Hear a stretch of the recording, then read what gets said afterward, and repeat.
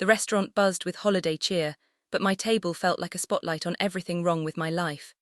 Christmas music played softly through hidden speakers, mixing with the sound of clinking glasses and happy conversations all around us. My cousin Jenna's laugh cut through the noise as she waved down our waiter with exaggerated enthusiasm.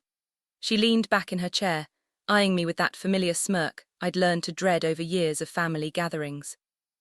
"Excuse me," she called out loud enough for neighboring tables to hear, "do you have a budget menu, for people like her?" She tilted her head toward me dramatically. The waiter hesitated, his professional smile faltering as he glanced between us, clearly uncomfortable.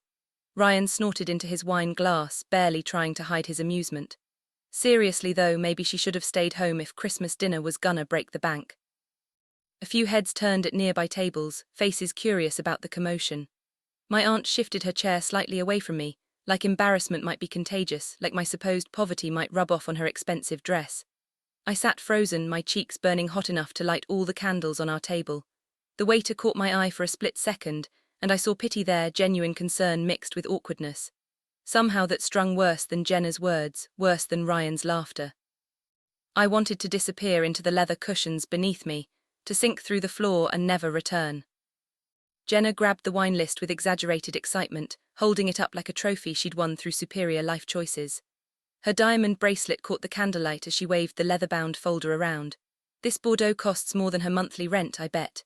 She laughed, and Ryan joined in immediately, always eager to pile on when someone else started the mockery. My other cousin, sitting beside Ryan, nodded along without even looking at me, like I wasn't worth the eye contact.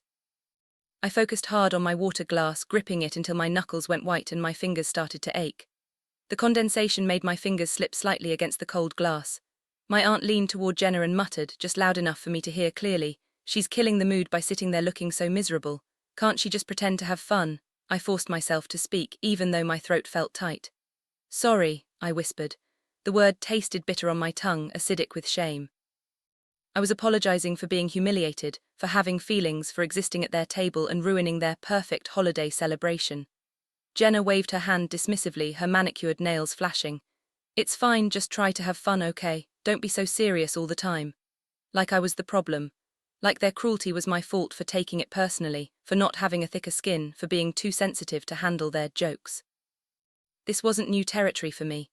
Growing up, Jenna and Ryan always treated me like the charity case of the family, the one who didn't quite belong at the table with everyone else. Their parents had money, real money. Country club memberships, vacation homes, private schools. Mine struggled just to keep the lights on and food on the table. They never let me forget which branch of the family tree produced the successful fruit and which one barely hung on by fraying roots. Every holiday gathering turned into a subtle reminder of my place in the pecking order, a performance designed to keep me in my place. They'd compare Christmas gifts, showing off expensive gadgets and designer clothes while I unwrapped practical items from discount stores. Summer vacations became competitions, their trips to Europe versus my staycations. College choices highlighted the gap even more, their prestigious universities versus my community college start. I always came up short in every comparison, every measurement, every way that mattered to them. Tonight was just another performance of a play we'd rehearsed for years, roles we'd been assigned since childhood. I told myself to stay calm, to breathe through it, to get through dessert and leave quietly without making a scene. Walking out would only confirm their narrative that I couldn't handle reality, that I was too weak, too poor, too inferior to sit at their table. That I was too sensitive, unable to take a joke. So I stayed, even though every cell in my body screamed to run, even though my hands shook under the table. The waiter returned with bread baskets, setting them gently on the table with practiced care. He paused beside me, bending slightly to speak at my level. "Are you okay, miss?" His voice was low, concerned, genuinely kind in a way that made my eyes sting with unexpected tears. Before I could answer, before I could even process the question, Jenna jumped in with another laugh. "Oh look, even the staff can tell she's struggling tonight. That's so sad." Ryan nearly choked on his bread from laughing, crumbs falling from his mouth. My aunt shook her head slowly, like I was a disappointment she had to endure, a burden she carried with great patience. I forced my face into something resembling a smile, muscles straining with the effort. "I'm fine, thank you." The lie came out steady enough, surprisingly convincing. The waiter nodded slowly, but his eyes said he didn't believe me at all. He'd probably seen family drama play out at tables before, recognized the signs of someone being bullied by their own relatives. He walked away, and I was left staring at the untouched bread in front of me, the warm rolls mocking me with their perfect golden crusts. My appetite had vanished hours ago, maybe even before I'd walked through the restaurant doors. The humiliation tasted metallic, coating my tongue and the roof of my mouth. I just wanted the food to arrive fast so I could eat quickly, pay whatever they expected of me, and escape into the cold December night. Ryan leaned forward with a grin that didn't reach his eyes, showing too many teeth. "Hey, real talk, did you even bring money tonight? Or were you planning to Venmo someone later?" He said it loud enough that a woman at the table beside us glanced over with raised eyebrows. I felt her judgment like a physical weight pressing down on my shoulders. My aunt sighed dramatically, putting down her fork with an annoyed clink against her plate. "Ryan, stop it. We shouldn't expect her to split the bill evenly anyway. Life's been hard for her." The pity in her voice burned worse than Ryan's mockery, worse than anything else tonight. At least his cruelty was honest, straightforward, something I could identify and defend against. Hers was wrapped in false concern, coated in sugar that made the poison harder to detect. It made it impossible to defend against without looking ungrateful. I nodded, keeping my eyes fixed on my napkin, studying the pressed fabric like it held answers. "I can pay my share." My voice barely carried across the table, weak and small. Jenna waved her hand dramatically. "Oh, sweetie, we know you'll try your best, that's what matters." The condescension dripped from every word, thick and obvious. I folded my hands in my lap to stop them from shaking, digging my nails into my palms until it hurt.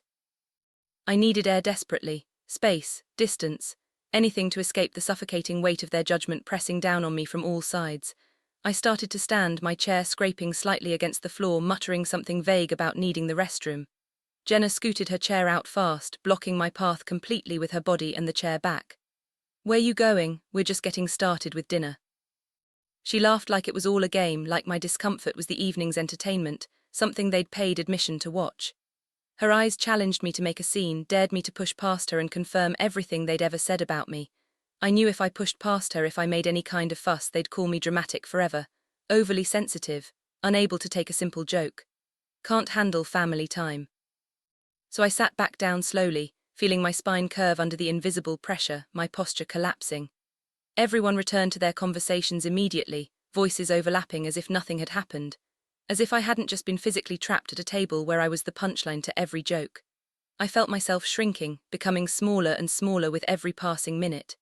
Invisible except when they needed someone to mock, when they needed to feel better about themselves by tearing me down. Jenna pivoted smoothly to talking about her new condo downtown, her voice rising with pride and self-satisfaction. "I paid full price, cash offer, closed in 2 weeks. Only broke people wait around for discounts and negotiate like they're at a flea market." She said it while looking directly at me, making sure I understood the message. Ryan jumped in immediately, puffing his chest like a peacock. "I'm in talks with some serious investors now, big moves coming in the new year, real estate, tech startups, maybe some crypto." My aunt beamed at them like they'd cured diseases and solved world hunger. "I'm so proud of you both, you've really made something of yourselves." She reached out and squeezed Jenna's hand affectionately. The implication hung heavy in the air between us, unlike me. Unlike the failure sitting across from them, the disappointment, the one who couldn't get her life together. I stared at the centerpiece, counting the roses to distract myself from the conversation. 7 red, 3 white. I focused on small details to avoid screaming, to avoid throwing my water in their faces, to avoid doing anything I'd regret. I'd had enough. Every fiber of my being wanted to leave, but I said nothing. I just sat there, enduring it silently, like I always had, like I'd been trained to do. The kitchen door swung open with more force than usual, hinges creaking slightly. The head chef stepped out, his white jacket pristine and pressed, scanning the dining room with focused intensity. His eyes moved methodically across tables, assessing, searching for something specific until they landed on ours. My cousins didn't notice at all. They were too busy laughing about another joke at my expense, something about my coat looking vintage in a sad way, like thrift store reject. The chef wiped his hands on his apron deliberately and started walking with purpose, directly toward us. His stride was confident, assured, the walk of someone who owned their space completely. Something in the way he moved made conversations at nearby tables pause mid-sentence. Jenna's voice grew slightly quieter, though she kept talking, oblivious to the approaching figure. Ryan glanced up briefly from his phone, then returned to scrolling through social media. But I noticed everything. I noticed the chef's expression, serious and focused. The way his jaw was set with determination. the way his eyes stayed locked on our table like a laser. My heart started beating faster, adrenaline pumping through my system, though I didn't know why yet, couldn't identify the source of my sudden anxiety. The chef stopped right beside my chair, close enough that I could smell the kitchen spices on his uniform, garlic, herbs, something rich and savory. He looked down at me with genuine concern etched across his features. "Ma'am, you look uncomfortable. Do you want me to take over from here?" His voice was gentle but firm, protective. Jenna's laugh died mid-breath, cut off abruptly. Ryan actually turned completely in his seat to see if the chef was addressing someone behind him, confusion written across his face. My aunt's fork froze halfway to her mouth, suspended in air. The confusion on their faces would have been funny in any other context, almost comical. I opened my mouth to respond, but no words came out. My brain couldn't process why the head chef was standing at our table, why he was talking to me specifically and ignoring everyone else, why he looked almost protective, like a guard dog sensing danger. The silence stretched awkwardly, seconds feeling like minutes. Nearby diners watched with open curiosity now, abandoning all pretense of minding their own business. Before I could find my voice, before I could string together a coherent sentence, the chef added something that changed everything completely. "I only came out because I saw my boss was being bothered." The word boss echoed across our section of the restaurant, bouncing off walls. Forks clattered onto plates at surrounding tables like a percussion section. Conversations stopped mid-sentence, creating a bubble of silence around us. My cousins' faces froze in matching expressions of confusion and disbelief. Jenna forced a laugh that sounded hollow and desperate. "Boss, that's funny, good one, really clever." She looked around frantically for support, for someone to confirm the joke, to laugh with her. The chef didn't smile at all, didn't laugh, didn't break character for even a second. He just stood there waiting patiently for my response, his posture respectful but unmistakably serious and professional. Ryan's phone slipped slightly in his hand, nearly dropping. My aunt's mouth opened and closed without sound, like a fish gasping for air. The air felt thick, charged with something unspoken and electric. I still couldn't speak, couldn't move, couldn't process what was happening or what it meant. My mind raced but couldn't land on anything solid. My aunt recovered first, her voice sharp with skepticism and barely concealed anger. "Why would you call her boss? That doesn't make any sense." The chef turned to address her calmly, his voice level and professional. "Because she owns the restaurant group I work for, this location and 4 others across the city." The simple statement landed like a bomb detonating. Someone at the next table gasped softly, a sharp intake of breath. A fork clattered to the floor somewhere behind us, metal ringing against tile. Jenna's face went through several expressions at once, confusion melting into disbelief, then shock, then something that looked like panic or fear. Ryan's eyes widened dramatically, darting between the chef and me like he was watching a tennis match. My aunt sat rigidly, her hand frozen around her wine glass, knuckles white. I kept my hands folded in my lap, looking down at them, focusing on my interlaced fingers. My heart pounded so hard I thought everyone in the restaurant could hear it, a drum beating in my chest. I hadn't wanted them to find out like this, hadn't planned this reveal. Hadn't wanted them to find out at all, really. I'd kept it secret for good reasons, but here we were, the truth exposed. I expected apologies, embarrassment, maybe even genuine remorse or shame for how they'd treated me all evening. Instead, Jenna's shock twisted rapidly into anger, her face flushing red. "You should have told us earlier. Why didn't you say anything when we sat down? This is so typical of you." Her voice accused me sharply, like I'd committed some terrible crime. My aunt leaned forward, her face flushed darker, veins visible in her neck. "This is humiliating. You made us look like complete fools on purpose. You set us up." Ryan muttered under his breath, but loud enough for the table to hear clearly. "This doesn't make sense at all. She never had money before. Something's not right here. This is fake." They were blaming me. Actually blaming me for their own cruelty, for their own behavior.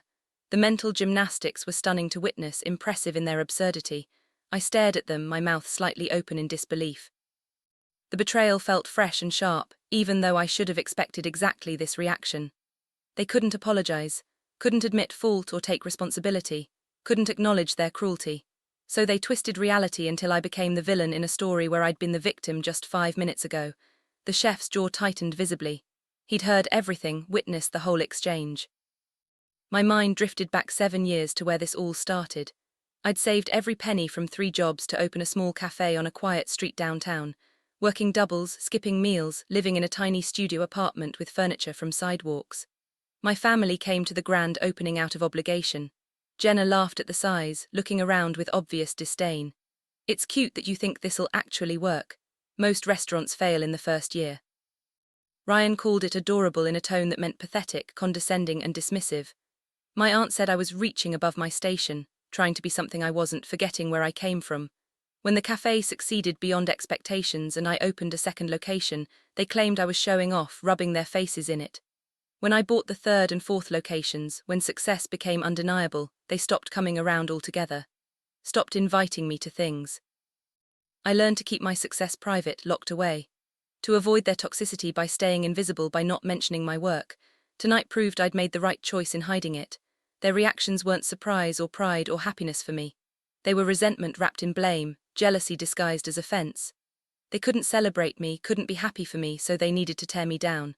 It was the only way they knew how to process being wrong about me, about my potential, about my future.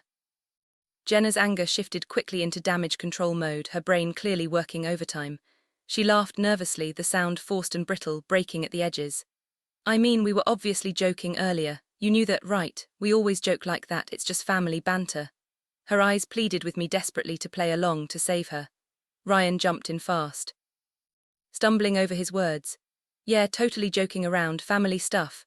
Actually, I've been meaning to ask if you need help with business stuff. Marketing, investments, financial planning, whatever you need, I know people. His sudden interest was transparent and desperate, almost painful to watch. My aunt plastered on a smile that didn't touch her eyes at all, fake and strained. This has been such a lovely evening, hasn't it? So nice to catch up with family during the holidays. We should do this more often. She spoke like the last hour hadn't happened, like her chair hadn't literally moved away from me in embarrassment, like she hadn't whispered cruel things. The scrambling was pathetic to witness. They shifted personas so fast I could practically hear the gears grinding in their heads, see the calculations happening. I watched them without saying a single word. Let the silence do the heavy work for me. They squirmed under it, fidgeting and uncomfortable. The chef must have seen something in my expression, the exhaustion, the hurt, the years of accumulated pain written across my face, because he stepped in again without prompting. I want to be clear about something. His voice carried across the dining area, authoritative and firm. The staff heard your cousin's mocking you all night, making jokes about money, about worth, about her ability to pay for dinner. We heard everything. He paused deliberately, letting that sink in, letting them feel the weight of being watched and judged. Disrespect toward ownership is unacceptable in my kitchen, but honestly, disrespect toward any guest is unacceptable, period. We don't tolerate it.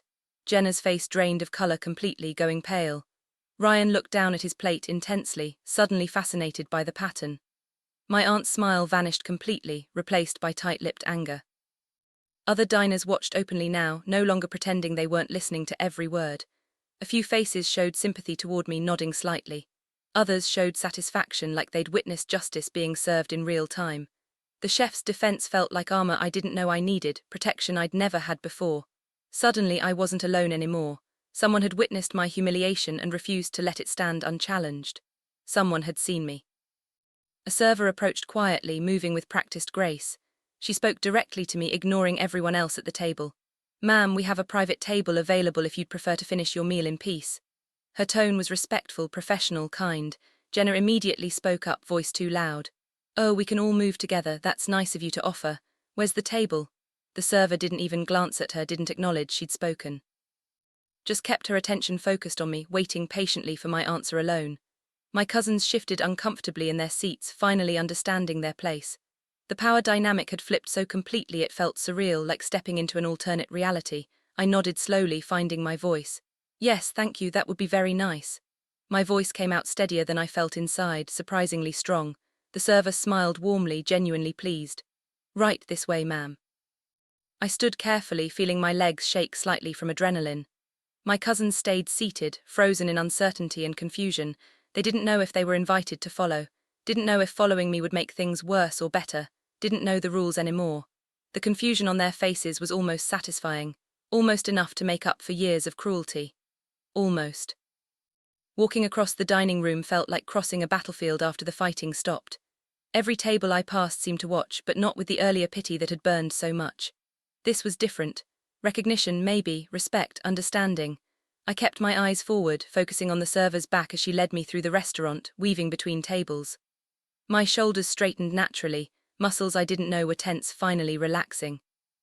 My spine found its proper alignment after hours of curving under invisible weight. For the first time all night, I felt like I could breathe fully, deeply, filling my lungs completely. Behind me I heard my aunt's sharp whisper, probably scolding my cousins for embarrassing her. Their voices sounded small now, diminished and powerless. The physical distance between us grew with each step I took, but it represented something much larger than just feet and inches. A shift I couldn't name but could definitely feel in my bones. The woman who'd sat frozen at that table, absorbing abuse like a sponge, wasn't the same woman walking away from it now. Private table sat in a quiet corner, tucked away and separated by a half-wall of frosted glass that created a sense of privacy. The server pulled out my chair with care, waiting until I was settled. Within minutes, staff brought out dishes I hadn't ordered, hadn't even looked at on the menu. My favorites. Things I'd added to the menu myself when designing this location, recipes I'd tested and perfected. A butternut squash soup I'd worked on for months until the consistency was perfect. The salmon preparation our chef had won regional awards for. Roasted vegetables with herbs I'd selected personally. They knew exactly what I liked. Of course they knew. This was my restaurant, my creation. Across the room, through the glass partition, I could see my cousins staring at me. Their table looked tense, uncomfortable, conversation clearly stilted. My aunt kept glaring in my direction periodically, like I'd personally offended her by existing, by succeeding. Ryan seemed to be arguing with Jenna about something, gesturing with his hands. I finally started to breathe normally, the tightness in my chest loosening. The knot that had been there all night began to untangle. I picked up my spoon and tasted the soup. Perfect. Warm, comforting, everything their company hadn't been. 10 minutes later, Ryan appeared beside my table uninvited. He'd walked over alone, leaving the others behind, his expression carefully neutral and practiced. "Hey, can we talk for a minute?" I looked up at him but didn't speak, didn't invite him to sit. He shifted his weight from foot to foot nervously. "Look, I know tonight got weird and awkward, but we're still family, right? Family sticks together through everything. That's what matters." The words sounded rehearsed, like he'd practiced in the bathroom mirror, too smooth, too sweet to be real or genuine. I took another spoonful of soup slowly, letting him stand there waiting. He waited for me to respond, to give him an opening to worm his way back into good graces, to fix what he'd broken. I offered nothing, just listened with a polite, blank expression that revealed nothing. His confidence faltered visibly, cracks showing. "Okay, well, I just wanted to say that." "So yeah, we're good, right?" He backed away awkwardly when I still didn't respond, returning to the main table where Jenna immediately pounced on him with urgent questions I couldn't hear.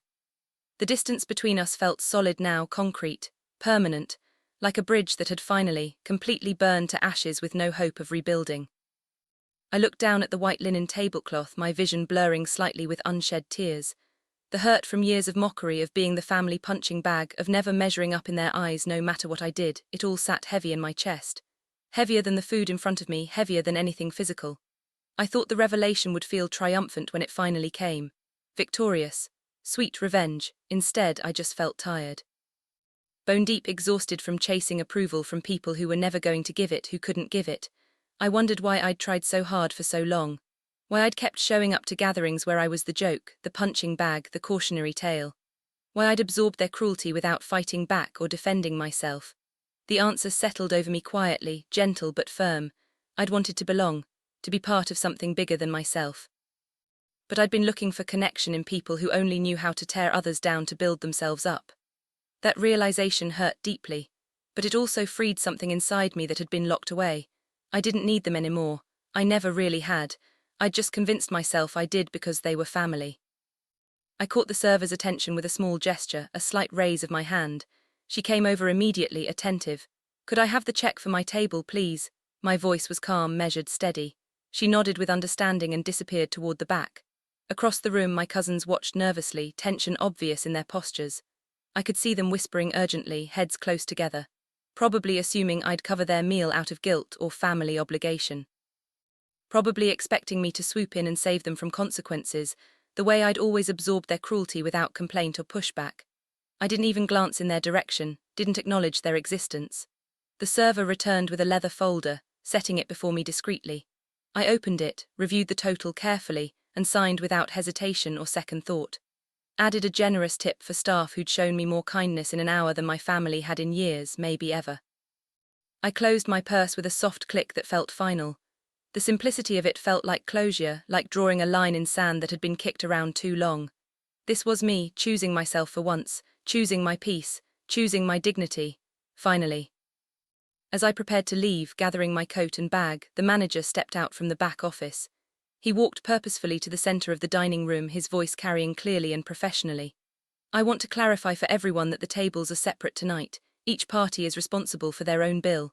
He said it loud enough that several nearby tables heard clearly. Definitely loud enough for my cousins to hear every word.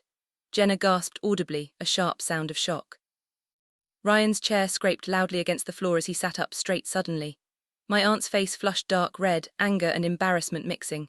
"That's not fair at all," someone hissed. I think it was Jenna, voice tight. Ryan muttered something about being blindsided and ambushed. My aunt stood abruptly, her voice rising above the ambient noise. "Someone needs to fix this immediately. This is ridiculous and unacceptable." I stood too, smoothing my dress with steady hands.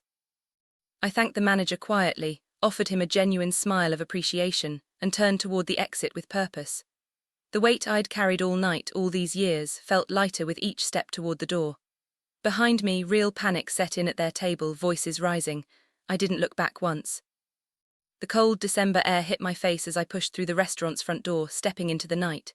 It felt sharp, clean, real after the suffocating atmosphere inside. I took a deep breath, watching it fog in front of me, crystallizing in the cold.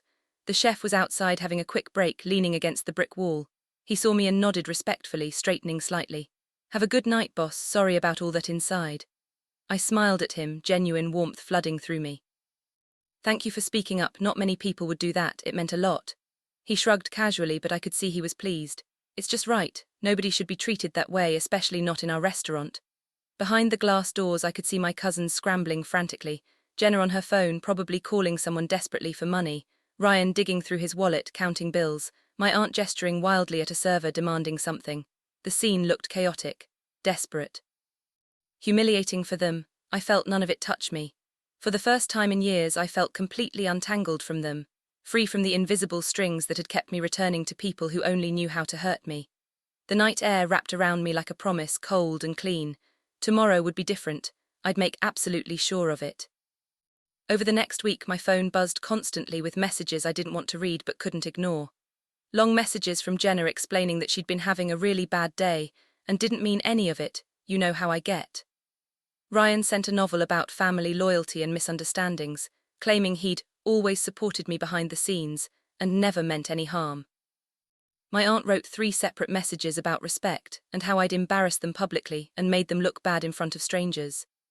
Each message tried desperately to rewrite history, to sand down the sharp edges of what had actually happened, to blur the lines until nothing was clear, to make me the problem again, the one who'd overreacted, who couldn't take a joke, who'd ruined a nice family dinner. I read every single one carefully, then I didn't reply, not to any of them. Not even to acknowledge I'd seen them. I was done being the family punching bag, done absorbing their toxicity so they could feel better about themselves. Done performing the role of grateful poor relative who should accept crumbs and be thankful. I chose peace over connection that hurt. I chose myself over people who'd never chosen me, who'd never seen me. The silence spoke louder than any confrontation ever could, than any angry message I could send. On New Year's Day, I visited my first cafe, the original location that started everything. The original location that Jenna had called cute in that dismissive way, that Ryan had said would fail within months. I sat by the window with a latte, watching people pass on the street, bundled against winter cold. My staff greeted me with genuine warmth that felt like sunlight, asked about my holidays without judgment or agenda. Brought me a pastry without being asked because they knew it was my favorite, because they paid attention. This was family, I realized with sudden clarity. People who showed up with kindness instead of conditions, who celebrated success instead of resenting it, who built others up instead of tearing them down, who saw you and valued you. I'd built this life brick by brick, despite my family's doubt and mockery, despite their predictions of failure. Despite every message that I wasn't good enough, wasn't smart enough, wasn't worthy enough. I looked out at the street, at the cafe I'd created from nothing but determination, at the life I'd built on my own terms without their help or approval. I didn't need their approval anymore, didn't need their apology or validation, didn't need them to see me. My story closed not with revenge or bitterness, not with anger or triumph, but with something quieter and stronger. Self-respect, finally taking the front seat after years in the back. That was enough. That was everything.